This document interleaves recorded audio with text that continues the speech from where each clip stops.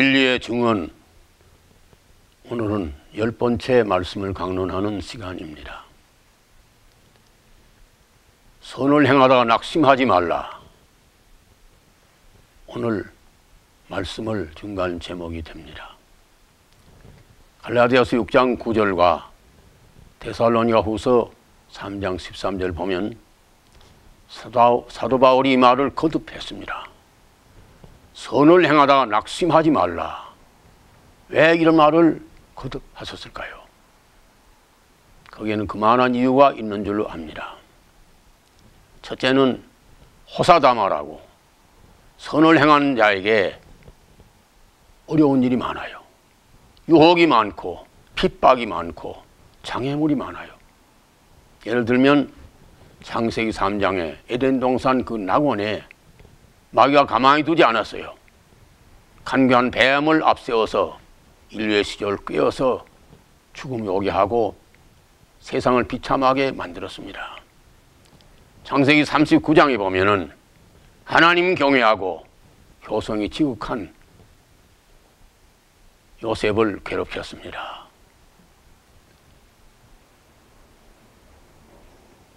사사기 16장에 보면은 하나님의 성령이 충만하여 천하무적의 장수 삼손이 있었는데 가만히 두지 않았습니다. 들릴라라는 여자를 꼬드겨서 그를 비참하게 만들어 버렸습니다. 악의 세력은 예수 믿는 것뿐만 아니라 의로운 일, 바른 일, 좋은 일은 가만히 두질 않습니다. 왜 그런가 하면 마귀는 별명이 회방자입니다. 뭔가 잘 되는 걸 회방하지 않고는 못 견디는 것이 마귀의 본성이라. 그래서 왕궁을 버리고 호화로운 왕자를 버리고 장차될 임금자리를 버리고 도를 찾아 나선 석가의례를 억만 아기들이 괴롭혔다 그럽니다. 우리가 존경하는 공자님도 괴롭힌 사람이 많습니다. 양심이 온 소크라테스 괴롭혀서 사약을 먹고 죽게 합니다. 호사다마라. 선을 행하다 낙심하기 쉬운 조건이 이렇게 많이 있습니다. 예수님 세상 오셔서 천국 들어가는 것뿐만 아니라 인간 세상에도 좋은 일 너무 많이 하셨습니다. 배고픈 사람 먹을 걸 주시고 병든 자 고쳐주시고 죽은 자를 살려주시고 좋은 일 많이 하였는데 그 가만히 두지 않았습니다. 부패된 종교 교권자를 동원해서 시기심이 폭발하게 해서 십자가에 못 박아 죽였습니다. 그러나 하나님은 그 악한 자의 괴계를 영리용하셔서 선을 이루십니다. 예수님이 인류의 죄를 몽땅 짊어져서 십자가에 고난당하심을 말미암아 만민에게 죄를 대속하시고 생명의 길, 구원의 길을 열어주셨습니다. 베드로전서 1장 7절 보면은 너희 믿음의 시련이 불로 연단하여도 없을 금보라도 귀하여 주님 나타났을 때 칭찬과 영광과 존귀를 얻게 한다 그랬습니다. 여러분, 선을 행하다 낙심하지 맙시다. 그 모든 고난과 시련은 우리의 신앙을 연마해서 하나님 앞에 영광을 얻는 큰 미천이 되는 줄로 믿으시기를 바랍니다. 두 번째는 동조자가 적고 고독하기 때문입니다. 세상은 악한 자가 많고 의로운 사람, 선을 행하는 사람 흔치가 않습니다. 그래서 선을 행하는 사람은, 바른 일 하는 사람은 항상 외롭고 고독할 때가 있습니다. 그러나 이것은 우리가 또 나쁘게만 생각할 것이 아니라 좋은 기회가 되는 것입니다. 요한복음 16장 보면 예수님 말씀하시기를 바로 십자가에 죽기 직전입니다. 오늘 밤에 너희들이 다 나를 버리고 흩어져 가리라. 나 혼자 두리라. 외롭게 혼자 두리라. 그러나 내 혼자 있는 것이 아니고 아버지께서 나와 함께 하신다 그랬습니다. 여러분, 고린도전서 9장과 히브리서 12장에 보면은 믿는 자의 신앙생활을 운동 경기에 비유하였는데, 운동 경기 1등 하는 사람은 언제든지 혼자고 고독한 사람. 아프리카가 낳은 세계적인 육상 선수 마라톤에 1등한 아베베 비킬라에게 누가 대화를 하는지 이런 말을 했다 그래요. 나는 지금까지 내 앞에 가는 사람 본 적이 없다 그랬어요. 1등 하는 사람은 언제나 혼자고 고독한 사람. 그러나 이 고독을 이기는 것은 굳센 믿음과 의지와 용기가 없으면 그걸 감당하지 못해요. 여러분, 혼자 있는 것이 아니고, 진리를 위해서 혼자 있는 사람 혼자 있는 것이 아니고 하나님과 함께 하시고 하나님의 능력을 체험하는 기회가 되는 줄 알고 감사하면서 승리하시기를 바랍니다. 셋째로는 왜 어려우냐 하면은 선을 행하는 보상이 너무 빨리 오지 않고 늦다고 생각될 때가 많습니다. 누가복음 14장에 보면 예수님 말씀하시기를 너희가 집에서 잔치를 베풀거든 친척이나 부유한 자를 청하지 말고 가난한 자, 병든 자, 불구자들 청해라. 부자를 청하면은 도로 갚으니까 너희가 받을 상관이 없어. 가난하고 병들고 절름발이 이런 병신들 청해놓으면은 갚을 것이 없으므로 복이 된다. 언제 갚아주느냐? 의인들의 부활세에 갚음이라. 그게 너무 늦어요. 그러니까 하기가 힘들어요. 시험 받기가 쉽습니다. 성경에 보면은 말세가 되면 사람들이 자기를 사랑하고 이기주의가 발달되고 돈을 사랑하고 부모를 거역하고 절제하지 못하고 성격이 조급해진다 그랬습니다. 참지를 못해요. 일본에서는 공중전화를 기다리는 사람이 참다 못해서 전화 거는 사람 때려 죽인 일이 실제로 있었습니다. 제가 한국에서 목회할 때에 장로교는 어떤 목사님의 아들이 우리 교회에 나왔어요. 한번 이렇게 말을 했어요. 여호와의 증인 사람들하고 얘기를 해보니까 죽으면 지옥 고통이 없대요. 그게 참말입니까? 그래요.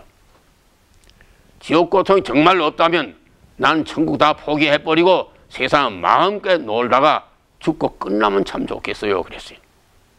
그래서 제가 이런 대답을 했습니다. 나도 개인적인 생각으로는 지옥에 그 쓰라린 고통이 없었으면 참 좋겠다. 그러나 성경에 보니까 그렇지 않은 것 같다. 마태복음 13장 41절 2절의 말씀 보면은 주님 오시는 그날에 의인 중에서 악인을 갈라낸다. 넘어지게 하는 자와 불법을 행하는 자를 갈라내어 풀무불에 던져 넣으리니 거기서 슬피 울며 이를 감이 있으리라고 했습니다. 지옥 고통이 없으면 어떻게 슬피 울며 이를 갑니까? 그 후에 제가 여호와의 증인들 만나서도 얘기했습니다. 어떻게 의식이 없어졌는데 슬피 울고 이를 감이 있겠느냐? 여러분, 그것이 보통 얘기가 아니라요. 마가복음 9장에 있는 말씀 보면은 이런 말씀이 있어요. 내 손이 범죄하면 그를 찍어버리고 발이 범죄하면 그를 찍어버리고 눈이 범죄하면 그걸 빼버리고라도 죄 짓지 말아서 지옥에 가지 않는 것이 낫다 그랬습니다. 여러분, 손목을 잘라보세요. 얼마나 아픈지. 발목을 잘라보세요. 얼마나 아픈지. 눈을 뽑아보세요. 그 아픔이 얼마한지. 그런 비유가 되지 않는다고 했습니다. 지옥 고통은 말할 수 없는 고통이라, 견딜 수 없는 고통이라, 비참한 고통이라. 그렇게 하고라도 지옥 가지 말라고 했으니까 진신당부를 하셨습니다. 우리는 거짓말에 쏙지 말아야 됩니다. 두 청년이 차를 타고 가다가 교통사고를 냈습니다.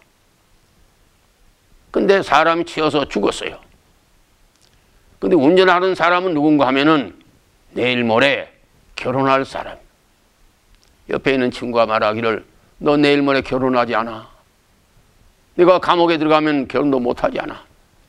친구 좋다는 게 뭐냐? 내가 내 허물을 뒤집어 쓰고 당국에 실토할 테니까 너는 결혼해서 좋은 가정을 이루어 살아라 그랬어요. 그래서 자기는 교통사고 나지 않았지만은 친구를 위해서 교통사고의 누명을 집어쓰고 경찰관에게 내가 그랬습니다. 그래서 붙잡혀 갔어요. 사람을 죽였으니까 우선 재판을 받기까지 구치소에 들어 있어야 됩니다. 감옥에 갇혀 있으면은 이 친구가 고맙다고 그래서 와서 사식도 넣어주고 위로도 해주고 고마운 인사로 그러는 것이 당연한데 이거 결혼하고 나면 신혼여행하고 그만 꿀맛이 났는지 오질 않아요. 괘씸한 생각이 났습니다.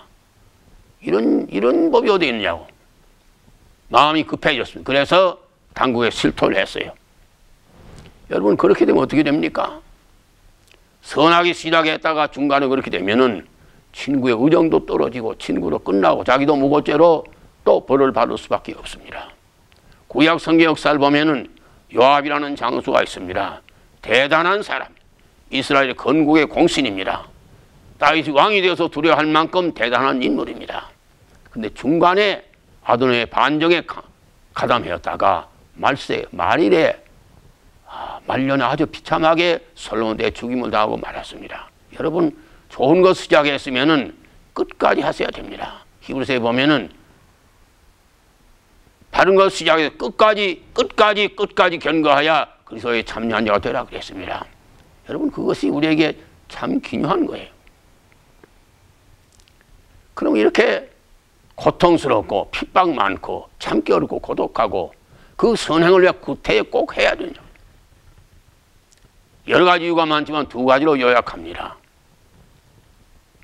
첫째는 하나님께서 선을 행하는 사람에게 큰 은혜와 복으로서 기쁨으로 갚아주십니다. 제 조그마한 경험을 얘기할게요. 해방 후에 우리가 어렵게 살았습니다. 6.25 사변 전쟁이 났을 적에 참 가난하고 어렵게 살았습니다. 그래서 직업이 없고 먹고 살 게 없는 사람들은 할 일이 없으니까 쓰레기통을 뒤져서 거기에 나오는 쓰레기나 쓸만한 걸 내서 그것을 팔아가지고 생계를 유지하는 사람들이 살았습니다. 돈이 없으니까 집을 얻을 수도 없습니다. 그래서 개울가에서 움막을 쳐놓고 생활을 합니다. 저는 그 빈민들이 사는 동네 가서 복음을 전한 일이 있습니다. 거기 들어가면 움막 속에 들어가면 온갖 냄새 다 나요. 돈이 없으니까 집을 못 얻고 돈이 없으니까 목욕도 못하고 옷이 단벌이니까 갈아입으려고 또 그러니까 몸 냄새, 옷 냄새, 그 뭐 쾌쾌한 아주 지독한 냄새가 참 많이 풍겨요. 근데 거기 앉아서 찬송하고 기도하고 복음을 전합니다. 근데 거기까지는 괜찮은데 어떤 분은 또 목사님 왔다 그래가지고 과자도 사오고 사이다도 사오고 그래가지고 시커먼 손으로 컵을 갖다가 시커먼 꾸정물에 푹 집어 넣었다가 시커먼 향주를 가지고 닦아가지고 거기다가 사이다를 부어 넣어줍니다. 여러분 그거 받고 사니까 고마운 생각도 들지만은 기가 막혀. 여기는 대장균이 와구라 그러는데 저걸 먹으면 안 되는데 그 생각이 들 거 아니겠어요? 그러나 주님의 십자가를 생각하면 그 별거 아니잖아요. 기도하고서 시커먼 대장균 우라는 그거를 전 마셨습니다. 그렇게 하면서 복음을 전했어요. 하나님 보시면 별거 아니지만은 그 조그마한 선을 행했는데 그러고 이제 전도하고 집에 돌아갈 때 보니까 나는 이상한 걸 느꼈어요. 온몸이 그냥 기쁨으로 가득 차버렸어요. 여러분 복권 당선된다면 절세미인과 결혼한다면 그런 혈금이 있을까요? 저는 그런 거 못 느꼈어요.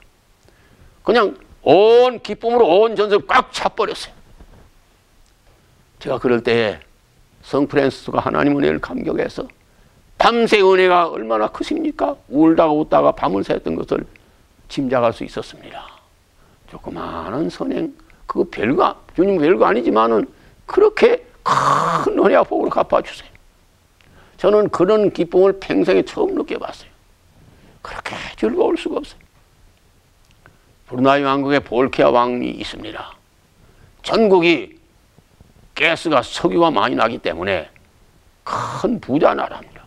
국토는 작지만은 인구는 작지만은 모든 전권을 그 사람이 다 움켜쥐고 있고 가족들이 다 나라를 다스리기 때문에 얼마나 부자로 잘 사는지 몰라요. 근데 신문기자 대답한 중에 당신에게 더 부족한 것이 불만인 걸 있습니까? 물어봤어요. 그러니까 그 볼케아 왕이 말하기를 한 가지가 있는데 마음에 평안이 있으면 좋겠다 그랬어요. 이 평안과 기쁨은 돈으로 살 수 없는 것입니다. 출세로 만들 수 없는 것입니다. 왜 그렇습니까? 이사야서 48장 22절 보면은 악인에게는 평강이 없다 그랬어요. 불의하게 돈을 모으고 권세를 잡고 대통령이도 국회의원이 됐다 그래도 하나님 앞에 선하게 살지 못하면은 마음의 평안이 절대로 있지 않습니다. 돈이 많아도 불행한 것입니다. 가난하게 살아도 주님 앞에 선을 행하며 사는 사람이 이런 큰 복을 받아요. 돈 주고 금덩이 주고 금강석 주고 살 수 없는 복을 받고 사는 것이 선을 행하는 사람. 마지막으로 한 가지만 더 말씀드리면은 왜 선을 행하려는가 하니까 때가 이르면 거두리라고 약속하셨습니다. 그저 하는 것 아니에요.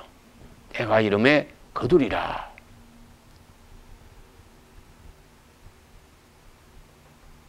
알렉산더 왕이 여러 나라를 정복하고 정복기에서 많은 전리품을 가지고 돌아갔습니다. 그러니까 어떤 데는 큰 금덩이가 많아가지고 부자걸 모으니까 너무도 많아요. 그걸 병사에게 짊어지어서 운반하라 그랬습니다. 금이 너무 많으니까 무거워가지고서 병사를 짊어지고 가다가 삐딱삐딱 넘어질라 그래요. 땀을 뻘뻘 흘리면서 지쳐가지고 그거 쓰러질라 그래요. 아이, 집어든 이거 도망을 칠까? 곧 쓰러질 것 같으니까 왕이 뒤에서 가만히 따라가면서 봤습니다. 곧 쓰러져 넘어지려고 포기를 할 때에 왕이 이렇게 말했습니다.